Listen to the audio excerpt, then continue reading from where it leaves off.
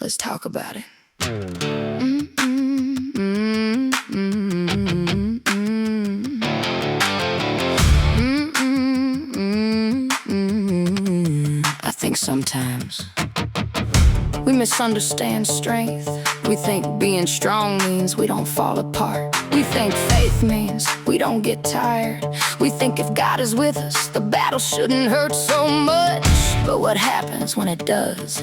What happens when your body gets tired? When your heart gets weary? When you prayed and prayed and the thing you're asking God to change doesn't change?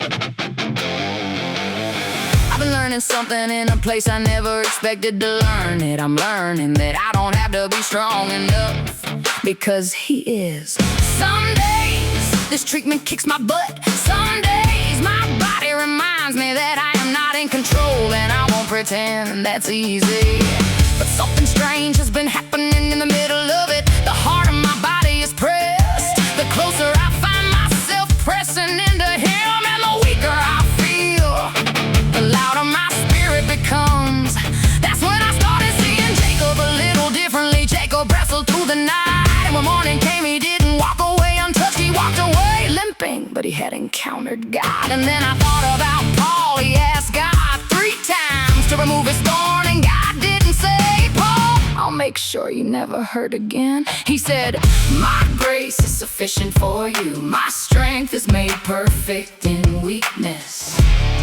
And suddenly I understood. Maybe the goal was never for me to become strong enough that I don't need Him. Maybe the miracle is discovering that I never did. Because when everything I thought made me strong starts failing, He doesn't.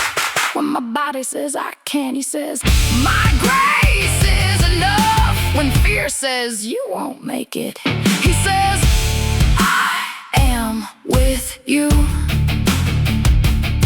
When exhaustion says stop, His Spirit says keep your eyes on me. So no, I won't call this battle a blessing. I won't pretend the hard days don't hurt, but I can testify to what God is doing inside the battle. Because I'm finding Him in places I never would have looked for Him. I'm hearing Him in the quiet, I'm feeling Him in the weakness, and I'm discovering that the voice coming through me doesn't come from a body that never struggles. It comes from a spirit that has learned where its strength lives. Maybe you're listening right now from your own battlefield. Maybe you're tired. Maybe you've been asking God for the same thing over and over. Maybe you don't understand why He hasn't changed the circumstance. Please hear me. His silence is not His absence. Your weakness is not abandonment. Your tears are not failure. And the fact that you're tired doesn't mean you've lost your faith. You may not feel like you're standing. You may feel like you're barely holding on. But if all you can do today is reach for Him, reach. If all you can do is whisper His name, whisper it, because you don't have to carry yourself. He has you. Jacob limped and kept walking. Paul carried his thorn and kept running his race. And I may have days when my body is weak, but I'm still here, still speaking, still praising, still believing. Not because I'm strong enough, because the one in me is. So if you're wondering how you're gonna make it through what you're facing, you don't have to know how, you just have to know who. Because the same God who met Jacob in the darkness, the same God whose grace was sufficient for Paul, is still God. And He has not lost sight of you. He has you in the battle. He has you in the waiting. Has you in the weakness. He has you in the storm. He will have you when you come out the other side. So keep going.